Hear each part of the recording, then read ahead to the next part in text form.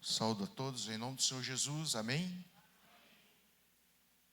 Estamos aqui felizes nessa manhã, que é o dia do Senhor, para adorá-lo e engrandecer o seu nome.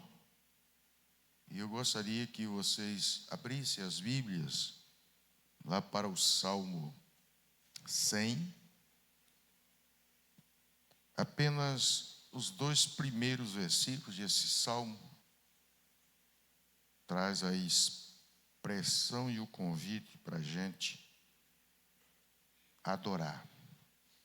Salmo 100, versículo 2, diz assim: celebrai com júbilo ao Senhor todas as terras, servi ao Senhor com alegria e apresentai-vos diante dele com cântico. Estamos aqui para esse momento de louvor e adoração, e com a presença do reverendo Milton, diretor do nosso IBN, Instituto Bíblico Norte, o presbítero Alexandre, que hoje trará a palavra para nós, também diretor do 15 de novembro, em Garanhuns, e os alunos do nosso Instituto Bíblico Norte, trazendo aí o coral, aliás, o conjunto de sinos. Então é uma alegria tê-los aqui conosco, um prazer, estará conosco agora pela manhã e também à noite.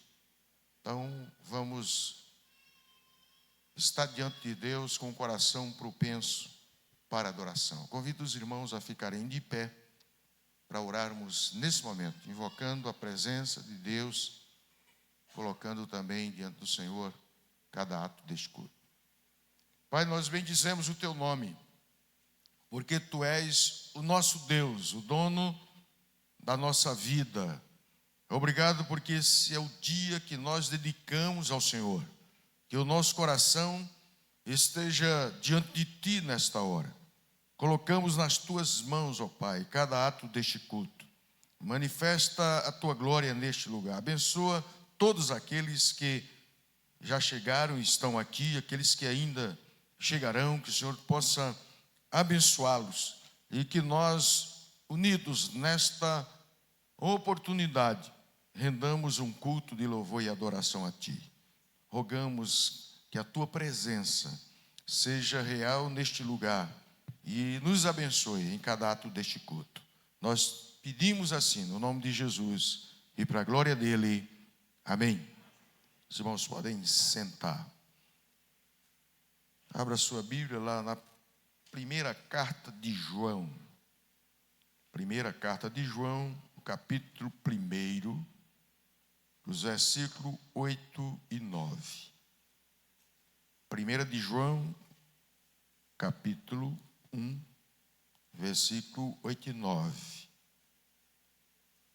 E a palavra diz assim: se dissermos que não temos pecado nenhum, a nós mesmos nos enganamos, e a verdade não está em nós. Se confessarmos os nossos pecados, Ele é fiel e justo para nos perdoar os pecados e nos purificar de toda injustiça. Amados, sabemos que, apesar de termos sido lavados com o sangue de Jesus, nós somos propensos a pecar. E para adoração nós precisamos nos colocar diante do Senhor e pedir ao Espírito, como fez Davi: sonda-me, Senhor, e conhece o meu coração, prova-me e conhece os meus pensamentos, e vê se há em mim algum caminho mau, e guia-me pelo caminho eterno. Então, nesse momento, baixe a sua cabeça, peça a Deus graça e misericórdia e perdão para os seus pecados. Silenciosamente, depois eu quebrarei o silêncio com oração audível.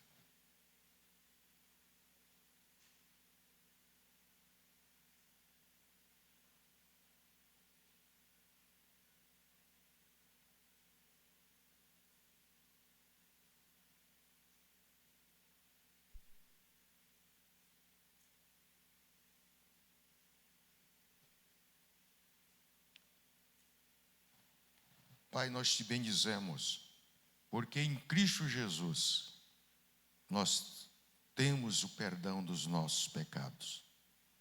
Obrigado pela tua graça e pela tua misericórdia que se renovou sobre nós nessa manhã.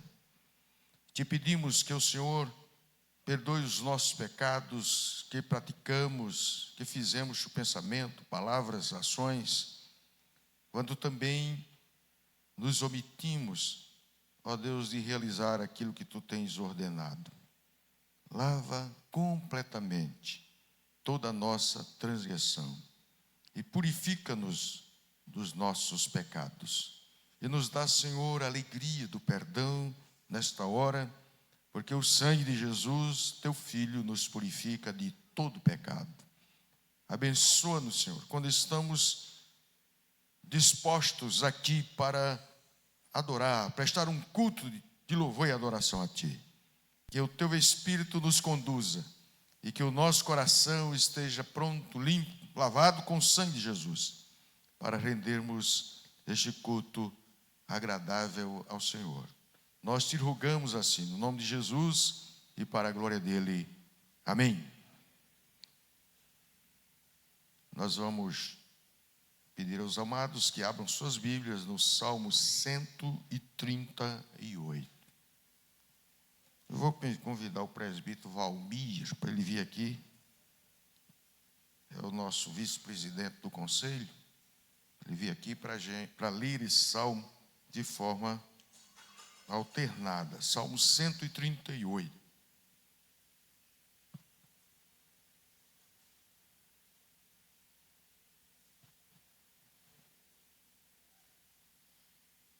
Nós queremos saudar os irmãos com a graça e a paz do Senhor. Amém. Leamos o Salmo 138. Eu lerei os versículos ímpares, os irmãos lerão os versículos pares, que diz assim a palavra do Senhor: render-te-ei graças ao Senhor de todo o meu coração, na presença dos poderosos te cantarei louvores.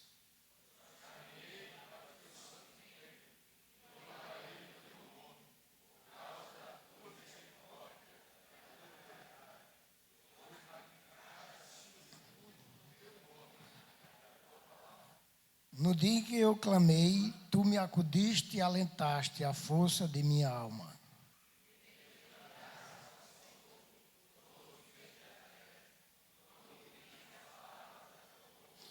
E cantarão os caminhos do Senhor, pois grande é a glória do Senhor.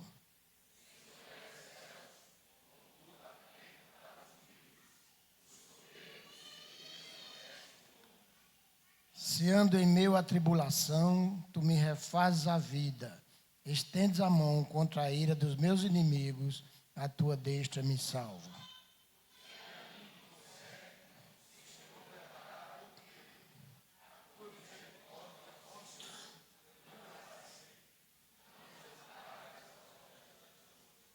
Amém. Amém. Louvado seja o nome do Senhor. Nosso ministério Emanuel, o Ministério da Música, vai nos conduzir nos cânticos nesse momento.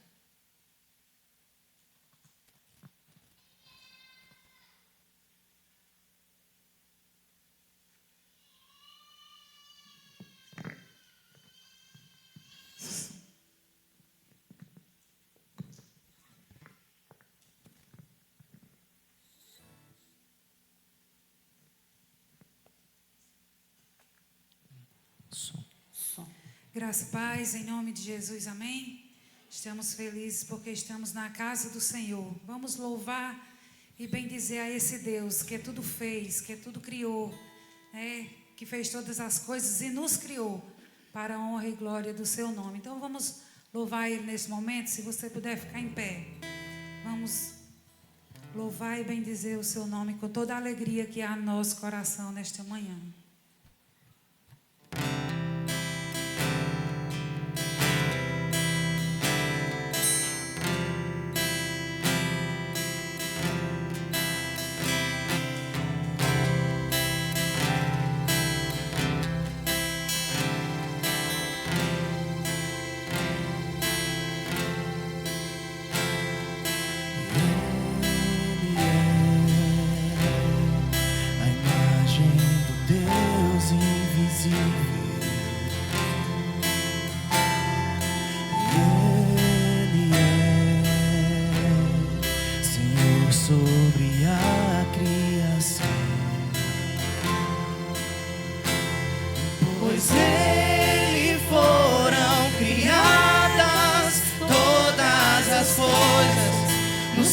céus e na terra, sejam tronos, soberanias, poderes ou autoridades. Ele é antes de tudo e a todos sustenta pela palavra, pois foi do agrado de Deus que em tudo ele tenha supremacia.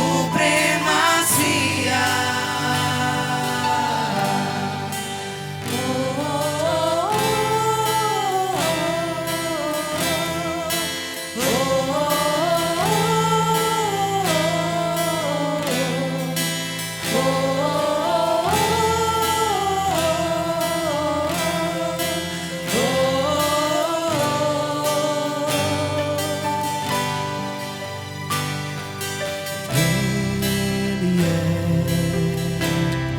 o resplendor da glória do Pai.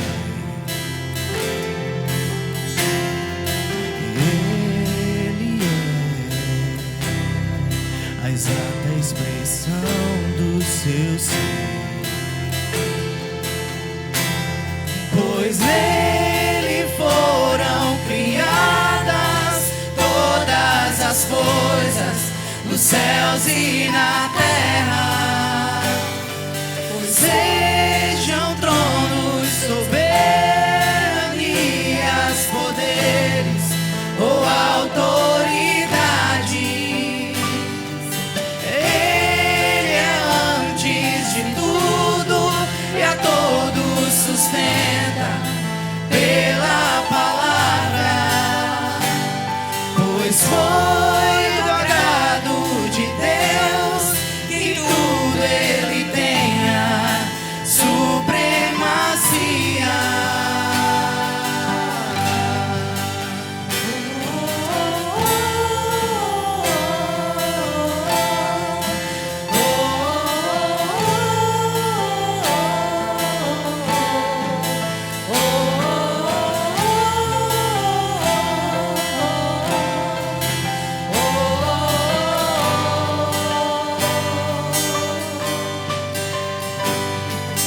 Já não há mais nada que a ele não pertença. Em tudo existe graça, cantemos sim. Já não há mais nada que a ele não pertença. Em tudo existe graça, cantemos sim.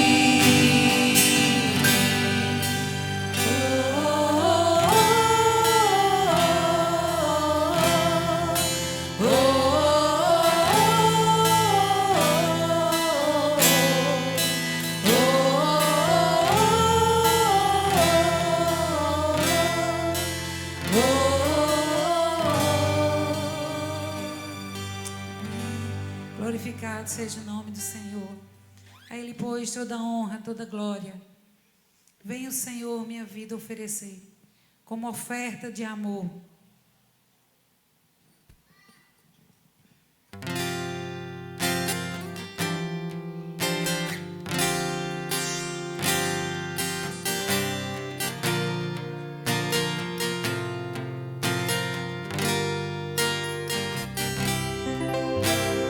Venha o Senhor minha vida oferecer, como oferta de amor e sacrifício.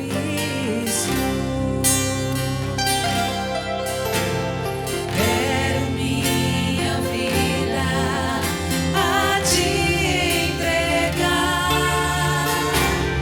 como oferta viva em seu altar. Vem o Senhor, vem o Senhor minha vida oferecer.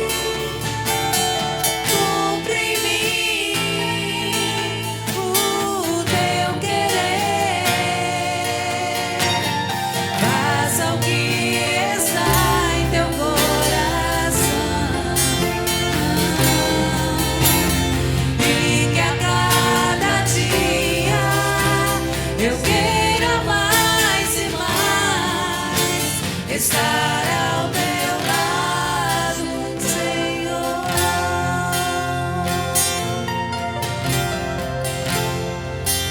Vem, Senhor.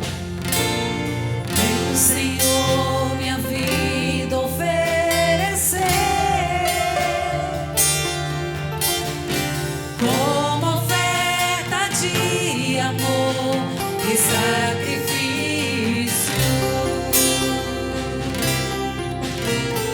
Quero minha vida a te entregar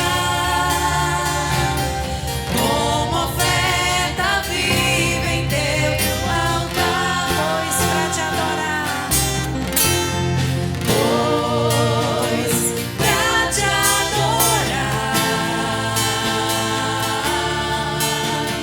foi que eu nasci.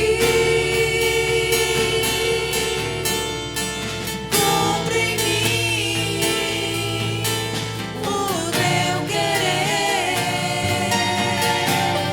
faça o que está em teu coração, e que a cada dia eu queira mais e mais estar ao teu lado, Senhor. A honra,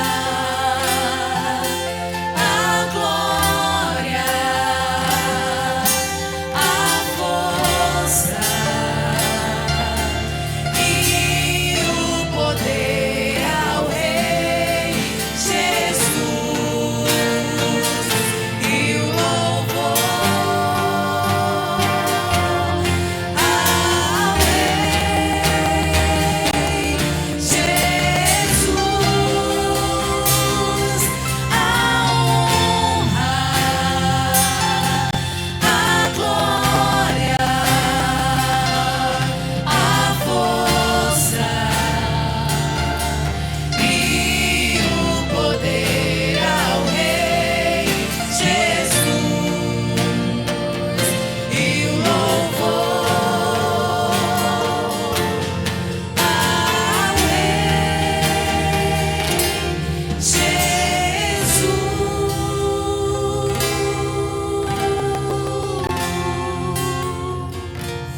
amém. Os irmãos podem sentar. Nesse momento nós vamos ter a oportunidade de apresentação do nosso o grupo de sinos tem a oportunidade de apresentar.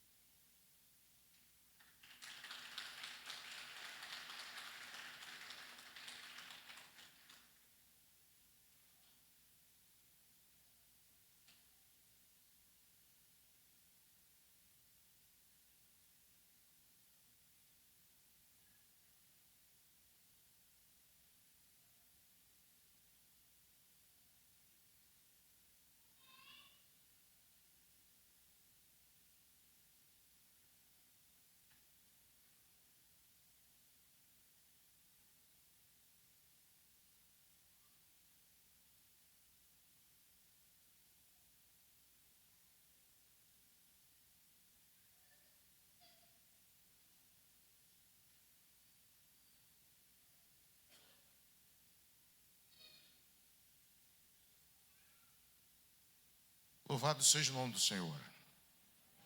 É bom ter o coral de sinos aqui, os alunos do nosso Instituto Bíblico Norte. Mas agora nós vamos ouvir a palavra de Deus, a edificação no nosso coração. E quem vai trazer a palavra é o presbítero Alexandre. O presbítero Alexandre é o diretor do nosso colégio 15 de novembro, lá em Garanhuns. E nós queremos dar as boas-vindas, que Deus utilize do seu servo segundo a sua vontade. Irmãos, é uma alegria grande estar com vocês nesta manhã. E eu quero saudá-los na graça e na paz daquele que é, que era e que há de vir. Amém? Deixa eu ajustar aqui.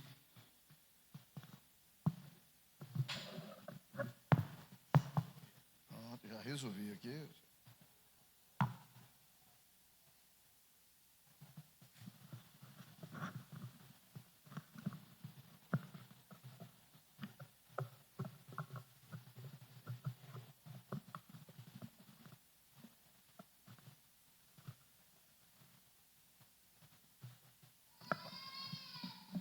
Vai dar certo. Tá, um pouquinho mais baixo, pode ser? Isso. Nós estamos lá em Garanhuns, lá na cidade de Garanhuns, nós temos duas autarquias da igreja. O Colégio Presbiteriano 15 de novembro, que eu estou dirigindo agora, numa missão quase impossível, que é substituir um querido amigo, que foi também pastor dessa igreja, o reverendo Eudes. E também tem o Instituto Bíblico do Norte, que é dirigido pelo reverendo Milton César, está ali também. E os meninos estão aí. Acho que à noite ele apresenta cada um dos meninos. Não é? Só vou destacar aqui um dos que é da casa, que é o Silassauro. É isso mesmo? É que a gente foi visitar ali outras pegadas do dinossauro e tinha uma que parecia muito com a pegada do Silas. Aí ficou o Silassauros. Irmãos, nesta manhã, como o pastor disse que eu não ia ter... Cabe não, né? Então vai assim, fica tranquilo. Já quase deu certo. Que eu não precisava me preocupar com a hora, e aí essa professora é um problema. Quando começa a falar, se não tiver hora, a gente esquece o relógio. Mas eu queria convidar você, nessa manhã, a abrir a sua Bíblia no livro de 1 Samuel, no capítulo 30. E deixa ela aberta aí que a gente vai caminhar com ela aqui. É uma história que eu imagino que os irmãos conheçam. Samuel, capítulo 30. Isso dá certo. Olha aqui, vamos ver. Agora vamos. É só fé que o negócio vai dar certo. E agora?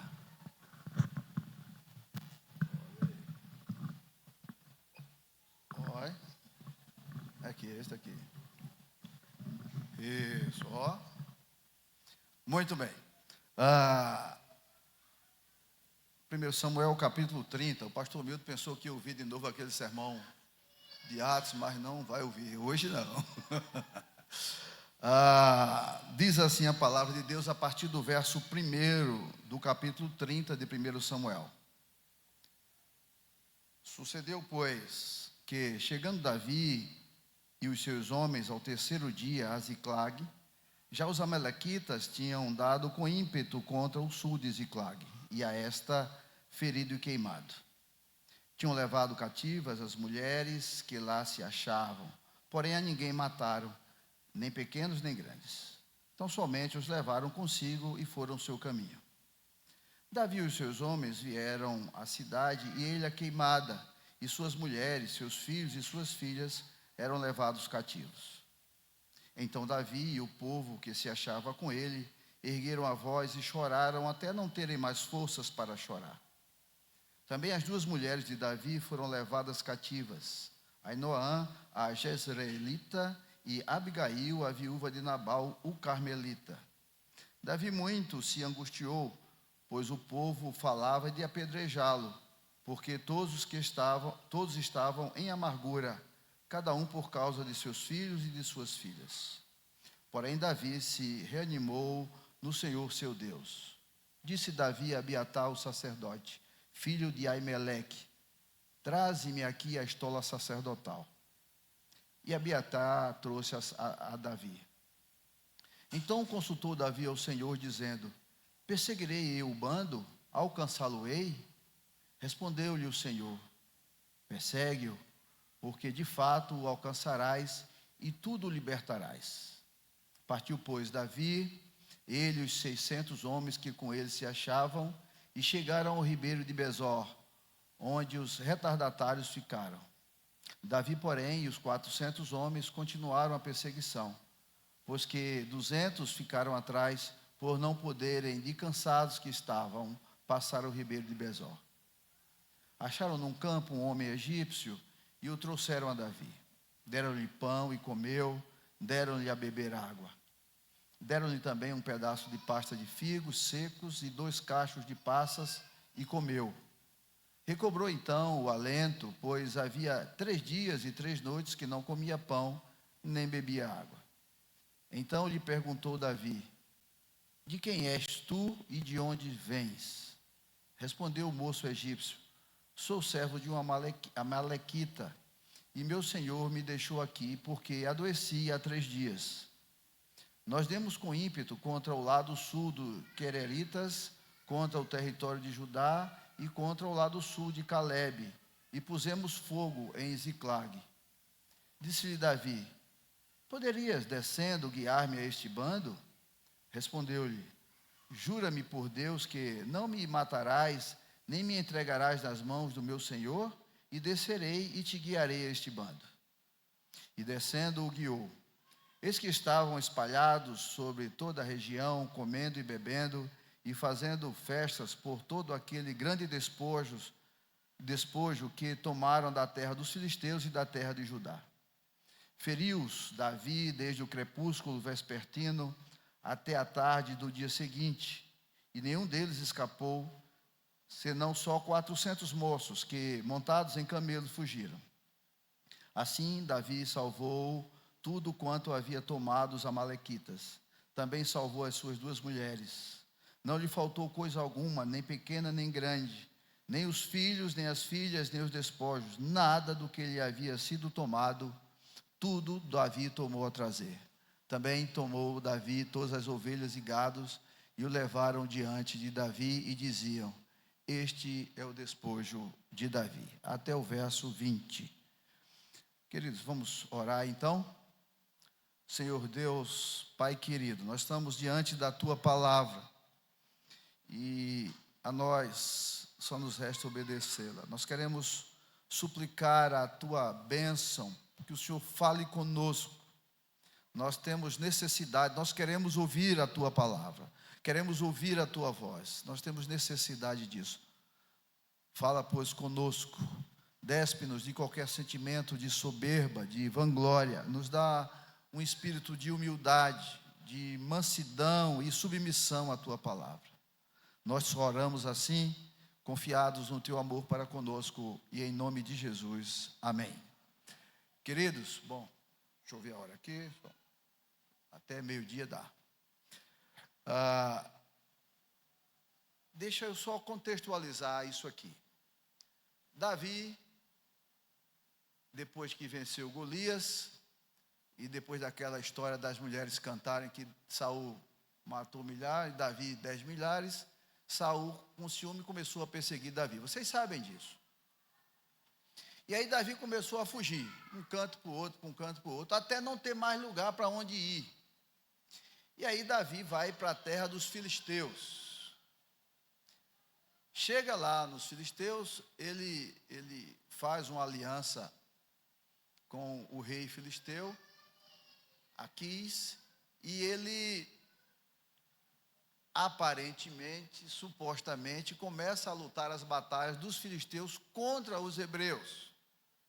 Mas, na verdade, quando ele saía, ele dizia ao rei Aquis, eu vou lá destruir aquela cidade, lá nos Hebreus, na realidade, ele ia nas cidades filisteias, e chegava lá, destruía, matava todo mundo, inclusive mulheres e crianças, porque não podia sobrar ninguém, porque se alguém escapasse e fosse dizer a Aquis, os seus planos estariam frustrados, e certamente o rei iria matá-lo. Esse momento aqui do texto que nós lemos, é o momento que antecede a batalha dos filisteus contra os hebreus. E é nesta batalha que Saul é morto. Saul e os seus filhos, inclusive o grande amigo dele, Jonathan, o grande amigo de Davi. E aí Davi se prepara, leva os seus homens para ir lutar com... Eu não sei qual era o plano de Davi, não é? Ia estar ao lado do rei, como é que ele ia fazer para ajudar os hebreus. Mas o fato é que ele vai se encontrar com Aquis, leva os seus homens para a batalha, e aí os príncipes filisteus dizem, não vamos levar Davi não, a gente não sabe, nós não confiamos nele. E aí o pessoal diz, não vai, e Davi insistiu, aí Aquis disse, Davi, não vai não, o pessoal aí não quer que você vá, e eu preciso do apoio deles, então não vai não, volta para casa. Volta para casa e está tranquilo, eu confio em você, sei que você é leal a mim, mas volta para casa. Então, este é o momento, o texto que nós lemos, ele trata dessa situação. Então, quando Davi sai do lado do rei Aquis, filisteu, e volta para a sua cidade, Ziclag, era uma cidade que o próprio rei Aquis tinha dado para Davi, para que ele habitasse lá e ele vivesse ali. Já não era tão perto lá as grandes cidades filistias, que eram 5, não é? E Davi, então, volta para a sua cidade. Então, este aqui é este momento em que Davi chega a Ziclag e encontra Ziclag saqueada e destruída. E eu queria que a gente pensasse nessa condição de Ziclag e na nossa condição hoje. Por quê? Porque o que é que a gente vê? Os amalequitas, que eram descendentes de Esaú, não é? Foram lá e atacaram. E os descendentes de Esaú eram inimigos ferrenhos dos hebreus. Então, foram lá, levaram tudo. Quando eu trago isso para a minha vida, eu fico imaginando, agora não amalequitas, mas Satanás vindo com ímpeto sobre a minha vida, sobre a minha existência. E eu queria, junto com os irmãos, observar algumas questões. A primeira dela é como o inimigo ataca. Como ele ataca. A outra questão é o que o inimigo ataca. E por fim, o que fazer para vencer o inimigo? O inimigo das nossas vidas está aí, está posto, é Satanás. E eu costumo dizer, Satanás é o cão, né? Vocês sabem disso, Satanás é o cão. E ele tem todo o tempo da sua vida para estragar com ela. Ele tem todo o tempo da sua vida para estragar por ela. Então a gente precisa estar constantemente atento, porque ele ataca. E como ele ataca? Veja aí o verso 1. Sucedeu, pois, que, chegando Davi e os seus homens ao 3º dia a Ziclag, já os amalequitas tinham dado com ímpeto contra o sul e Ziclag, e a esta ferido e queimado. Então a primeira coisa que a gente vê aqui é que o inimigo ataca de surpresa. Davi não estava na cidade, ele foi para a batalha e não deixou ninguém tomando conta da cidade, deixou uma brecha. Então, queridos, o inimigo aproveita a oportunidade. E nós precisamos ter cuidado em não dar essas oportunidades ao inimigo. Nós não podemos deixar brechas na nossa vida, porque é exatamente ali, não é? Ele está como um leão ao nosso derredor, procurando um momento certo para atacar. Davi foi para a batalha, levou todo mundo, não deixou nenhum homem. Veja que ele só leva mulheres e crianças.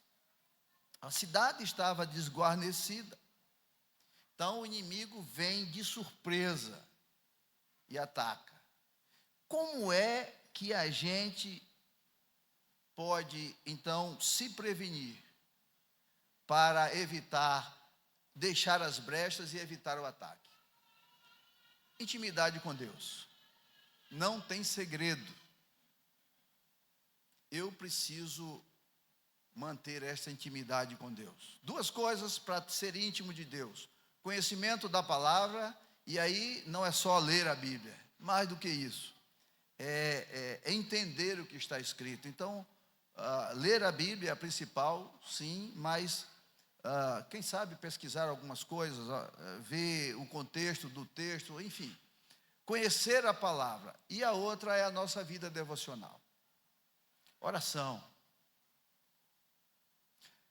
Crente que não ora está fadado ao ataque do inimigo.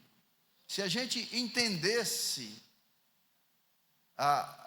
vamos dizer assim, o ministério da oração, o poder da oração, era o culto mais bombado da igreja.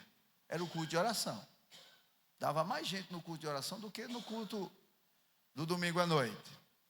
Mas o diabo, o inimigo, ele tem incutido na nossa vida, a oração você faz aí no intervalo do jornal, no intervalo da novela, e aí você ora aí, sentado no sofá mesmo, você bota no mudo lá a televisão, deu intervalo, aí você ora um pouquinho, começou a novela, você para a oração, e assim nós vamos. Porque ele sabe que a oração nos une ainda mais ao Senhor. Faz com que nós tenhamos intimidade com o Senhor. E com intimidade com o Senhor, nós não deixamos brecha para Ele nos atacar. Mas nós temos relegado, dando pouca importância às orações, dando pouca importância a essa intimidade.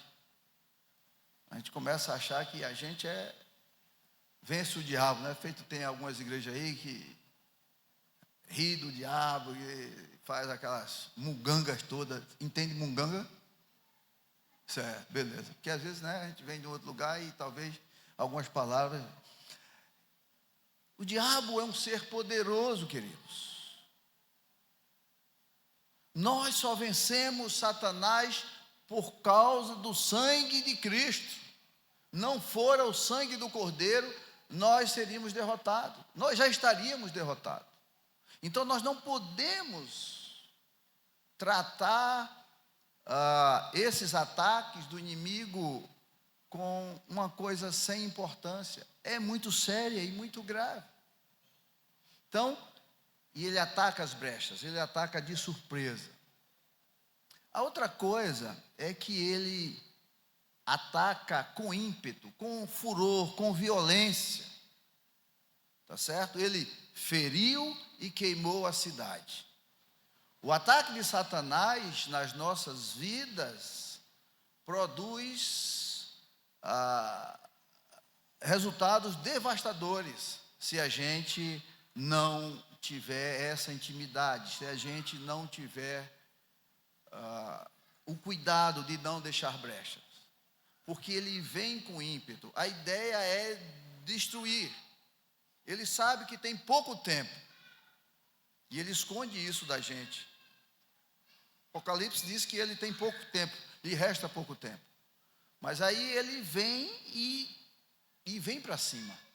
Especialmente daqueles que são os servos de Deus. E ele vem com muita violência. Então, eu não posso deixar brechas.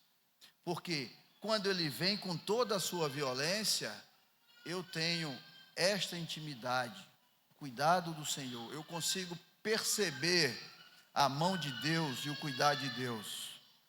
Tem um texto aqui em Reis, aqui pertinho, que o rei Assírio querendo atacar Samaria, e toda vez que ele ia lá, o pessoal já sabia que ele ia, tomava as providências. Ele disse: o que é que está vendo? Tem um espião aqui entre a gente. Aí o cara disse: não, um dos generais disse: não, é que tem um homem de Deus lá, que toda vez que o senhor prepara o plano, ele já sabe, e ele diz lá para o povo. Aí disse: então vamos pegar esse cara, que era Eliseu. E aí um dia de manhã,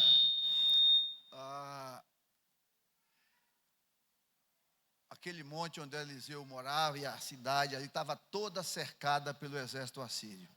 E aí Geazi, que era o secretário de Eliseu, quando abriu a porta de manhã, que olhou, se desesperou pela quantidade do exército, aí chama Eliseu e diz assim: veja aqui, agora a gente está com problema, nós estamos encrencados. E Eliseu olha para aquilo lá e diz: Senhor, a oração de Eliseu, abre os olhos desse moço para que ele veja. E aí Deus atende a oração de Eliseu, e Geazi consegue ver as miríadas de anjos entre eles e o exército assírio.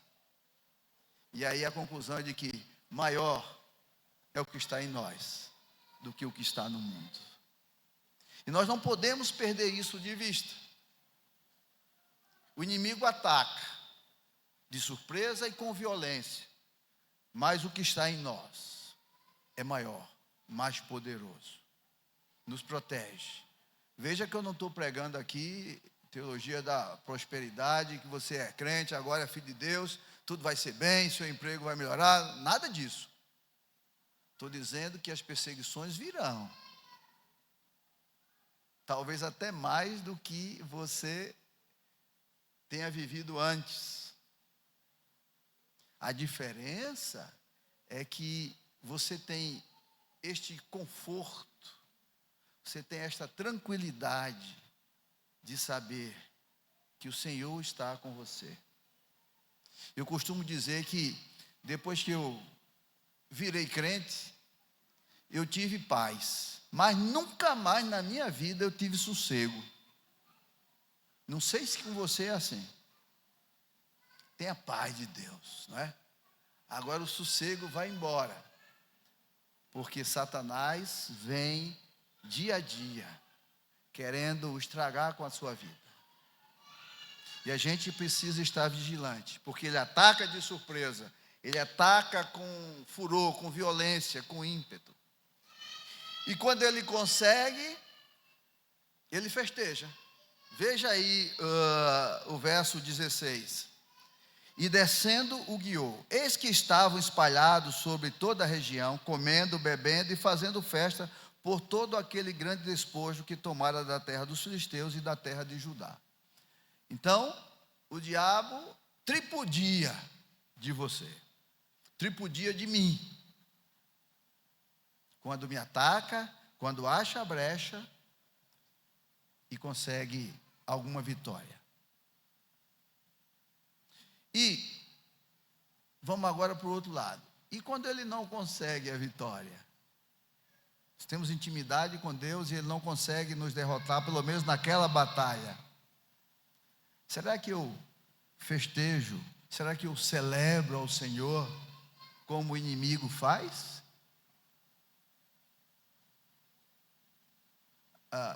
Eu me lembro, e já faz algum tempo, que vez por outra na igreja tinha um culto de gratidão a Deus pelas bênçãos. Faz tempo que eu não escuto, eu não vejo um culto desse. Não, hoje eu vou ofertar um culto de gratidão pelas bênçãos recebidas.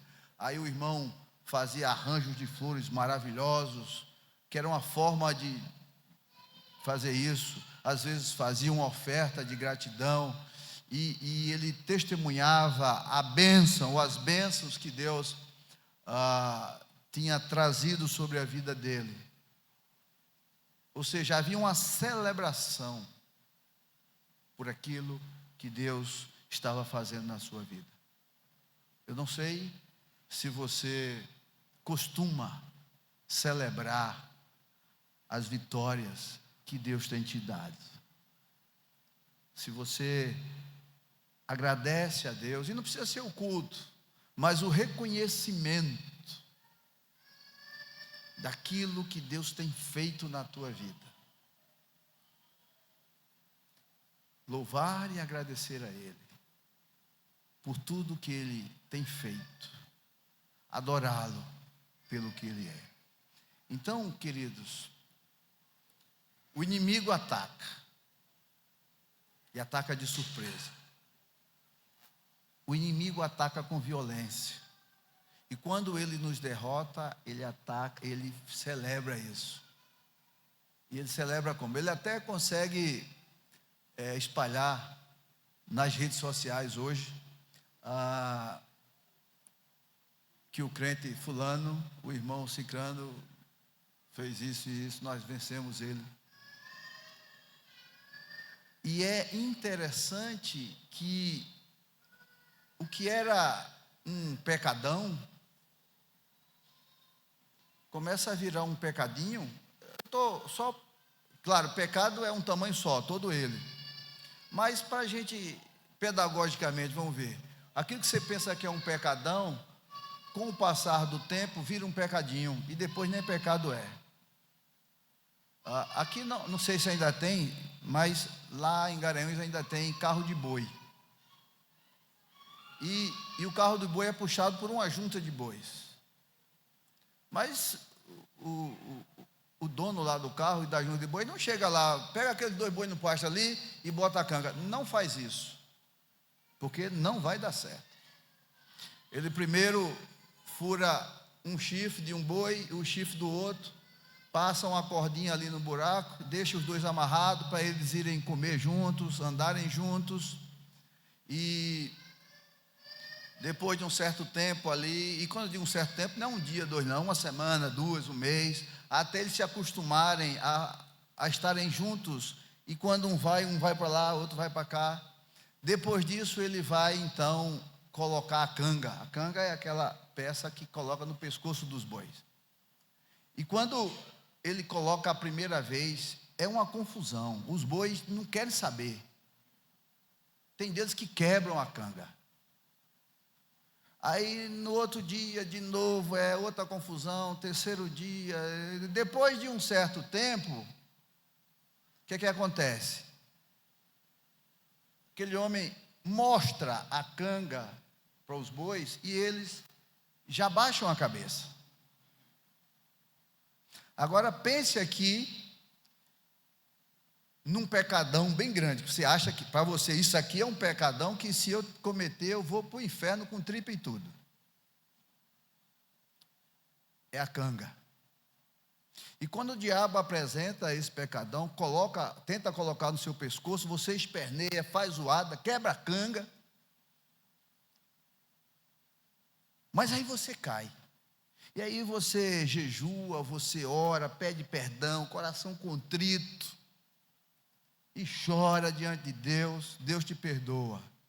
Passam uns dias, o diabo vem de novo com a canga.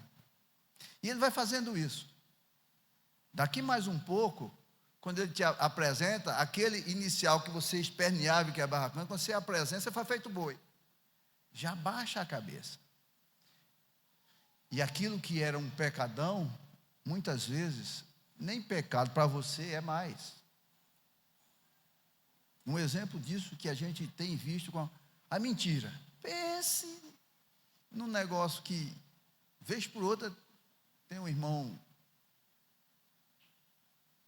E aquilo que era um pecadão, hoje é um pecadinho. Por quê? Porque o inimigo vai minando. Nós vamos deixando brechas. E ele vem. E quando ele consegue, ele faz uma festa. Ele faz uma festa. Então, queridos, nós precisamos ter cuidado. Nós precisamos, e o cuidado que a gente tem que ter é exatamente isso, intimidade com o Senhor. Íntimo de Deus, o ataque virá, sim, mas nós estaremos preparados para isso.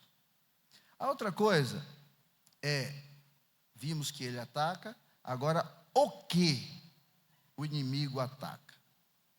Veja aí o verso 3. Davi e os seus homens vieram à cidade, e ele a queimada, e suas mulheres, seus filhos e suas filhas eram levados cativos. Meus irmãos, uma das primeiras coisas que o inimigo ataca é a família. Hoje em dia, por quê? Porque ele sabe que é na família que está estruturada a sociedade, é na família que está estruturada a igreja. E ele sabe que se ele perturba, destrói, macula a família, ele vai de alguma forma afetar a igreja, vai afetar a sociedade. Então, ele vai atacar a sociedade, a família. E eu preciso cuidar da minha família. Não é? Cada pai, cada marido é o pastor da sua casa, é o sacerdote da sua família. É sua responsabilidade. Não é? Eu estava ouvindo um médico aí, ele dizendo que as funções primárias do homem, do ser macho, é proteger. Primeira função, proteger. Então, se você vai andando com a sua esposa na calçada, ela precisa estar do lado do muro. Não vai andar no meio-fio. No meio-fio é você.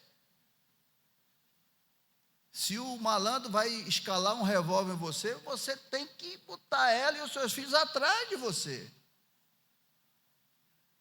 Esta é a sua função. Você tem que fazer isso. Se você conhece as meninas que estão namorando, se o teu namorado não faz isso, você não está indo bem. Proteger. Depois, prover. É minha obrigação prover a casa. Não estou dizendo que a mulher não possa trabalhar. Não, nada disso. Estou dizendo que a minha obrigação de homem, de sacerdote, é prover a família. Porque você vê gente, a mulher, profissão marido, né? A mulher vai trabalhar e o cara fica em casa, varrendo a casa, cuidando, até cozinha bem. Mas não foi isso que Deus colocou para o marido. O marido é o sacerdote.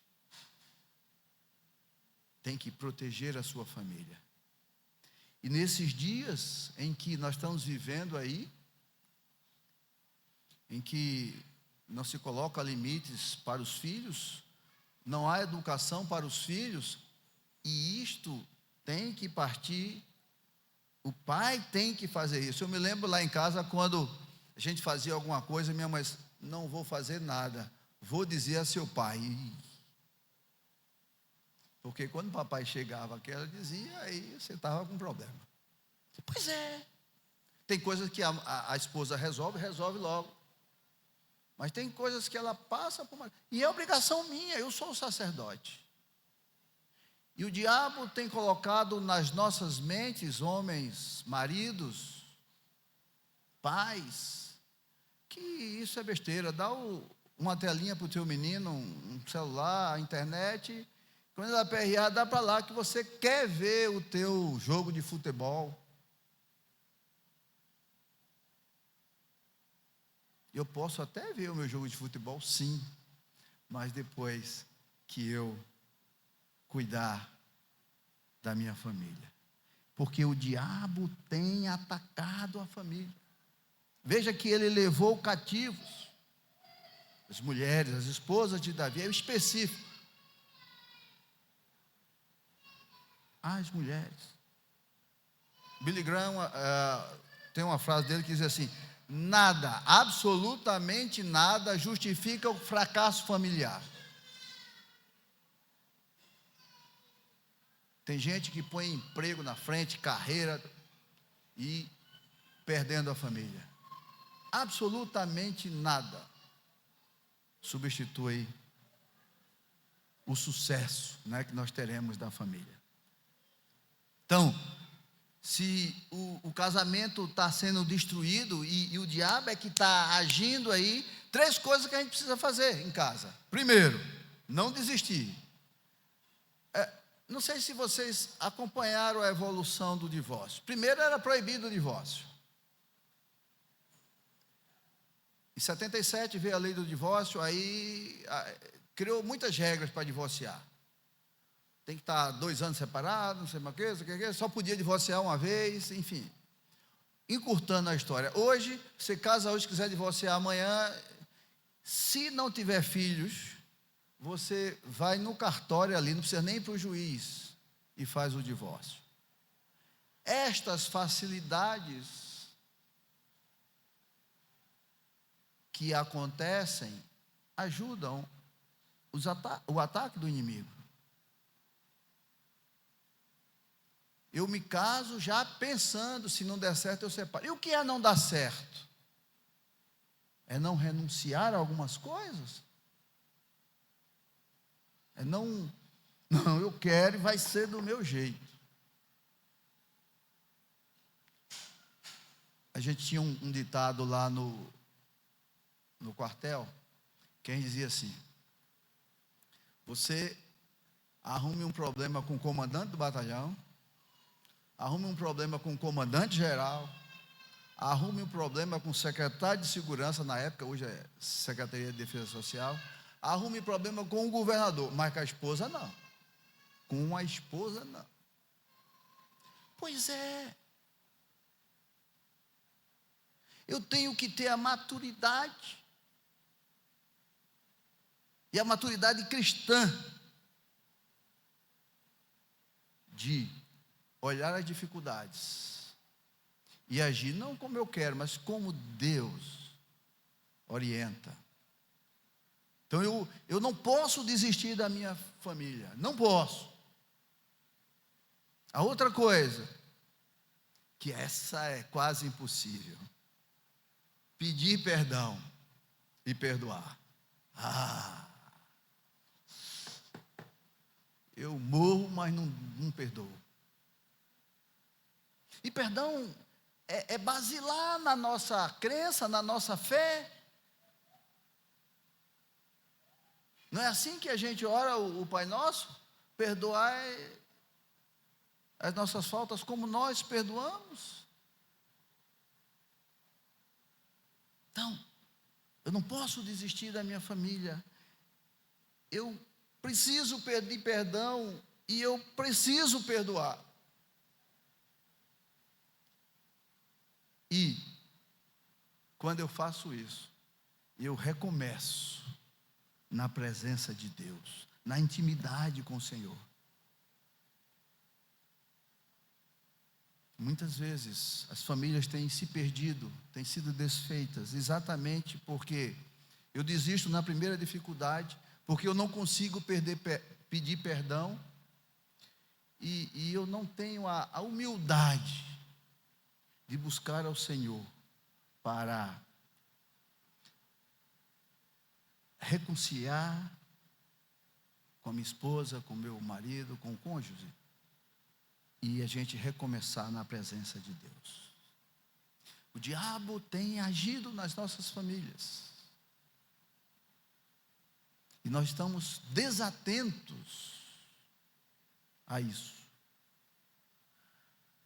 Mas ele não só ataca a família. Veja o verso 20. Também tomou Davi todas as ovelhas e gado, e o levaram diante de Davi, e dizia: esse é o meu despojo. O inimigo levou toda a riqueza de Davi. Naquela época você contava os bens, as riquezas, não tinha dinheiro, exatamente, rebanho, azeite, vinho, era isso que dizia o quanto você era rico. E o inimigo levou tudo. Uma outra coisa que o inimigo ataca, querido, é as finanças. Nós precisamos ter equilíbrio financeiro. Crente não pode entrar no cheque especial todo mês. Não pode deixar de pagar o carnê. Não pode. Isso é testemunho. Eu só posso comprar e gastar aquilo que eu ganho. E se você é uma pessoa consciente, você não gasta tudo, ainda deixa um pouquinho. Mas eu só ganho um salário mínimo, como é que você faz? Não sei. Pergunte a Deus que dê sabedoria a você. Eu não sei realmente como é que se vive com R$1.412 hoje. Mas o fato é que a gente não pode gastar mais do que ganha. E a gente precisa administrar com sabedoria esses recursos. Tem uma história que eu gosto muito de ver. Um dia a esposa chegou em casa com um pacote, 5 quilos de parafuso. Aí o marido disse: o que é isso? Não, é parafuso. Sim, mas para que é? 5 quilos? Não sei, mas estava na promoção, eu comprei. Não é assim que muitas vezes nós fazemos? Pergunte aí, você, pensa aí, quantas vezes esse ano você já usou ou precisou de um parafuso? Mas estava na promoção, eu comprei 5 quilos. Tem necessidade disso? Esse consumismo. O diabo tem atacado as nossas finanças. E nós precisamos ter cuidado com isso. Porque este é um ponto que maltrata a família. Alguém já disse que quando a miséria entra pela porta, o amor sai pela janela. Não é fácil. Está num casamento e hoje eu não vou conseguir almoçar. E à noite a janta não tem. E não tem comida para os meninos. Aí é o fim da picada. Então o diabo, ele ataca as nossas finanças. E nós precisamos pedir a Deus, a intimidade com Deus, para saber administrar os recursos que o Senhor nos tem dado. E a outra coisa, é a fidelidade ao Senhor. Eu não posso deixar de entregar, de devolver o dízimo do Senhor. A oferta é opcional, você faz se quiser, está tranquilo. Uma oferta de gratidão, mas o dízimo não. Nós precisamos ser fiéis a Deus. E isto é uma forma de administrar as nossas finanças. Então o inimigo ataca a família, ataca as finanças, e ele ataca a unidade, a união, em casa, na igreja. Veja o que é que diz aí o verso 6. Davi muito se angustiou, pois o povo falava de apedrejá-lo, porque todos estavam em amargura, cada um por causa de seus filhos e de suas filhas. Porém, Davi se reanimou no Senhor seu Deus. Essa é a ideia de Satanás: isolar para destruir. Não é assim? Um reino dividido é mais facilmente conquistado? E Satanás é mestre nisso, ele sabe como fazer isso. Nós precisamos estar atentos a isso. Se você imaginar que esses homens que queriam apedrejar Davi foram aqueles mesmos valentes de Davi que um dia diz assim: quem me dera eu beber daquele poço lá de Jerusalém, daquela água fresquinha.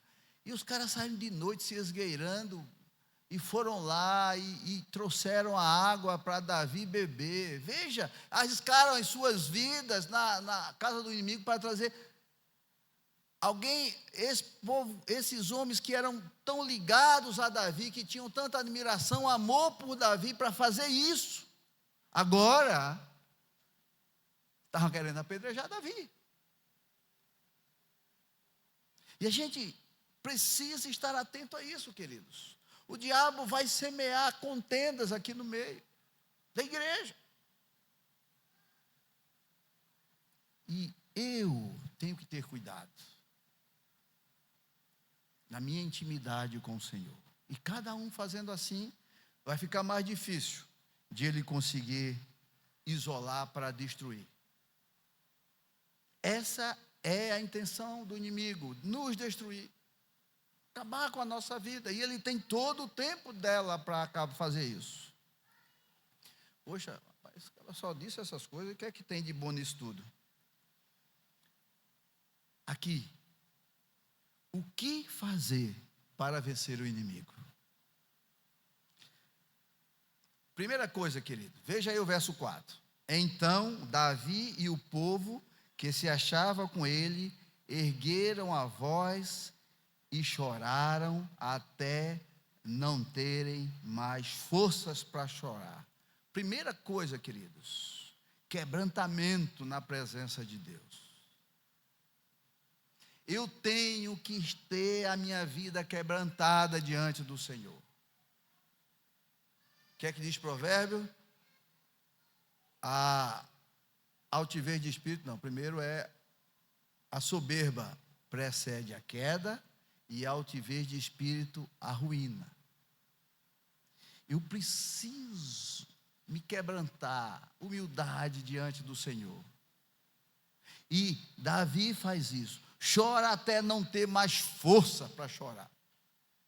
Devia estar com os olhos inchados, né? Quebrantamento. Nós não podemos viver uma vida diante do Senhor sem quebrantamento. Eu preciso me quebrantar diante do meu Deus. E veja, diante da dificuldade toda, diante de todos os... Davi faz uma outra coisa. Quebrantamento, choro, muito choro. Mas aí ele se reanima no Senhor.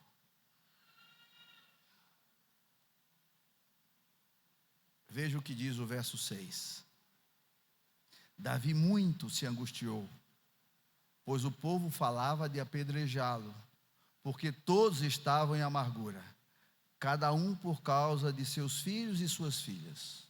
Porém, Davi se reanimou no Senhor, seu Deus. Rapaz, esse negócio de água de coco é bom, viu, pastor?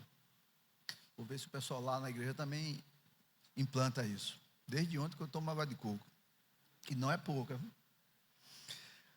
Queridos, Davi, porém, se reanimou no Senhor, seu Deus. Lutas, quem não tem? Dificuldades, quem não tem? Ataque do inimigo, quem não tem? Mas a minha intimidade, e às vezes, convenhamos, tem dia que você está mesmo maltratado, meu Deus, os ataques do inimigo eu estou que eu não suporto mais. Tem dia que você de manhã assim, meu Deus, eu não vou trabalhar para encarar aquele chefe que está me perseguindo, está cá e tal. Pois é, Davi chorou até não ter mais força, mas... Porém, está aqui o texto, porém, Davi se reanimou no Senhor, seu Deus. É dele que vem a nossa força. É dele que vem o nosso sustento. É dele que vem a nossa vida. Então, eu preciso buscá-lo, me reanimar nele. Porque nele eu tenho alegria e prazer e contentamento. Davi, porém, se reanimou no Senhor, seu Deus. Veja que este momento aqui, ele não sabia nem o destino das suas mulheres. Os outros homens, 600 homens, não sabiam nem para que lado tinham levado os seus filhos. Ele se reanimou no Senhor, seu Deus. É isso que Está difícil? Tá. Tem dia que a gente pensa que é impossível. Mas nós precisamos, dia a dia, nos reanimar no Senhor, seu Deus. Mas ele, ao se reanimar, o que é que ele faz? Ele consulta o Senhor.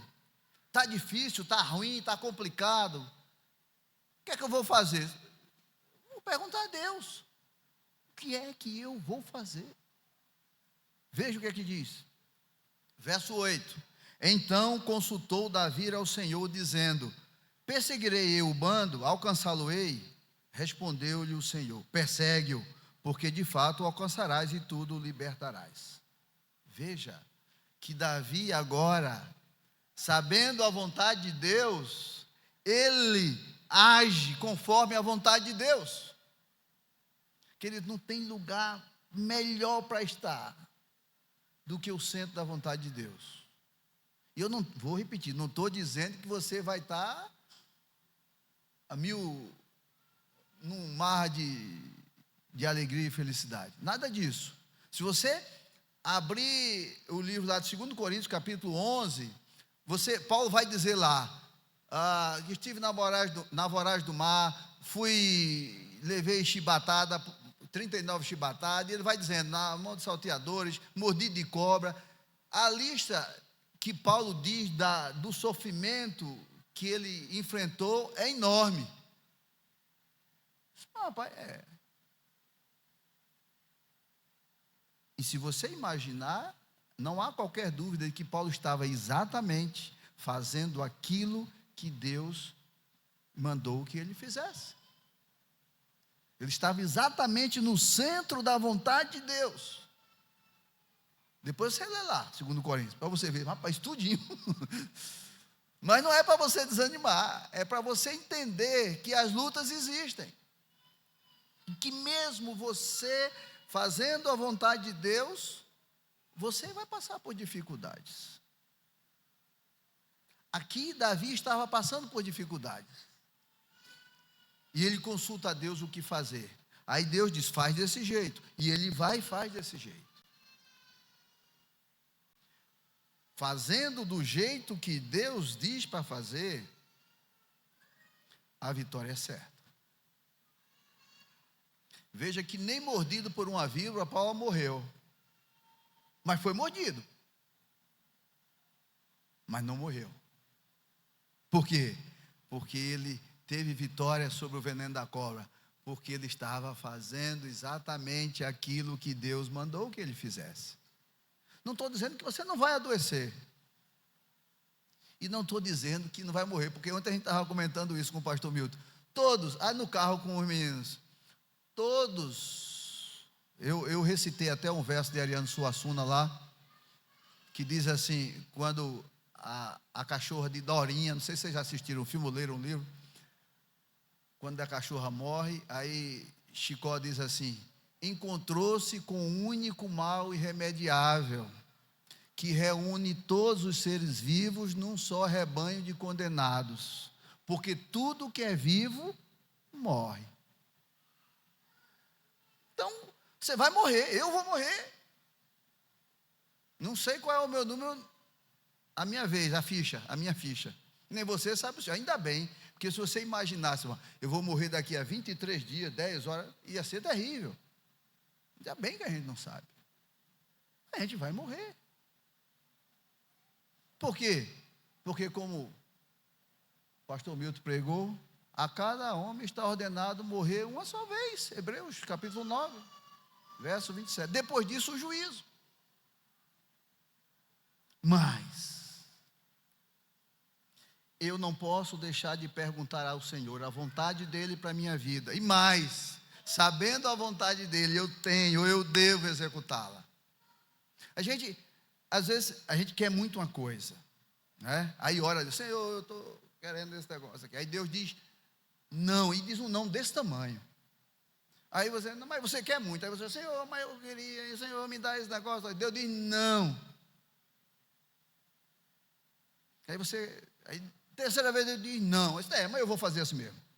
Não é assim que a gente faz? Que a gente quer muito.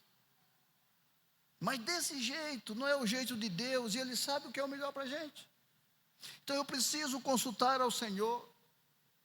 E uma vez conhecendo a palavra do Senhor, eu preciso agir conforme a sua vontade. Davi age com sabedoria, queridos. Veja aí o verso 11. Acharam no campo um homem egípcio e o trouxeram a Davi. Deram-lhe pão e comeu, deram-lhe água e bebeu. Fazia parte daquele grupo. Ele não pegou o cara e matou, não. Ele disse, não, vamos cuidar dele. Eu preciso das informações que ele tem. Preciso saber para que lado eles estão indo. Essas informações são preciosas. Então, a gente precisa, conhecendo a vontade de Deus, agir conforme a vontade de Deus, mas com sabedoria. as estratégias que a gente vai montar para cumprir a vontade de Deus. E aí, Davi então vai para a batalha. Aprendeu o inimigo, quem era, como era, devia ter, não diz o texto, mas certamente ele pediu um número aproximado de pessoas que estavam lá, os inimigos, enfim. Montou toda uma estratégia. Davi era um homem de guerra, então montou todo o esquema. O texto diz que vespertino, do final do dia até o outro dia, ele lutou com essa turma. Veja o verso 9, a luta de Davi com o inimigo.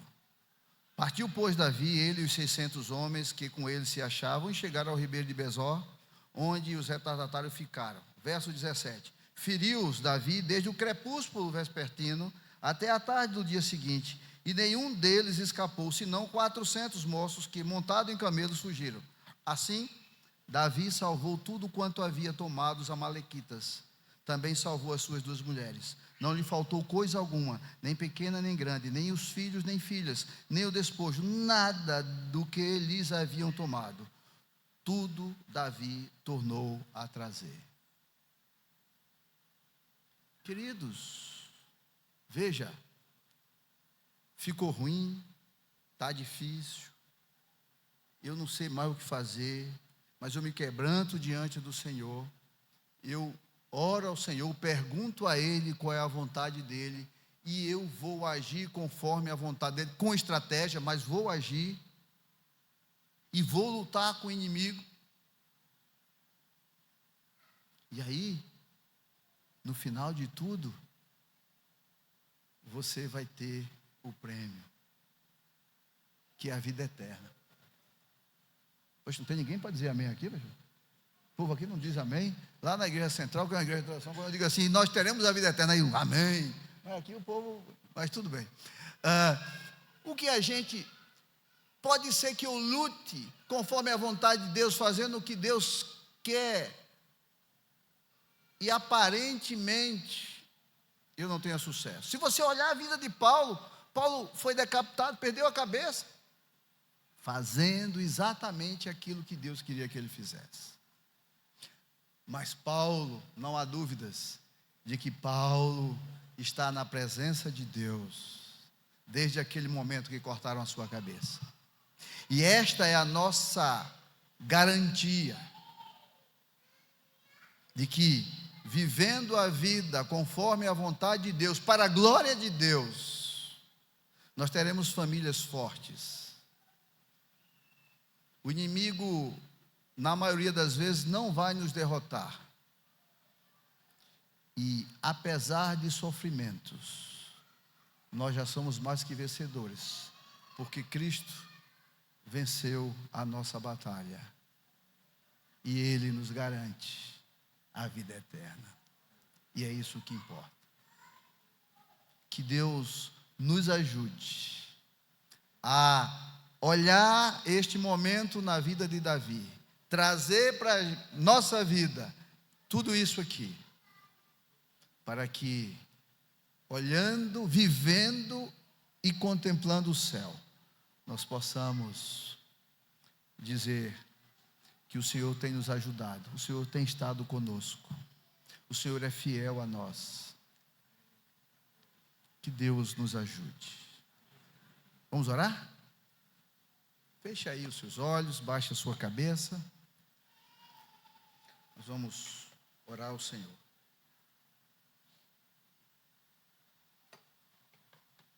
Senhor nosso Deus, nosso Pai, graças te damos pela tua palavra, pela maneira com que o Senhor falou conosco. Nós queremos te pedir em nome de Jesus, que o Senhor nos ajude a viver a vida digna diante do Senhor, para a glória do teu nome. Que o Senhor nos capacite a fazer a tua obra, a edificar a nossa casa na rocha, a testemunhar do Senhor para a nossa família, para os nossos colegas de trabalho, onde estivermos. Nós sabemos que se o Senhor nos capacitar, se o Senhor não nos ajudar, nós não podemos. Mas nós queremos servir ao Senhor com alegria. Por isso, toma-nos em tuas mãos, sustenta-nos, e nos dá poder do alto para viver a vida que o Senhor já planejou para nós.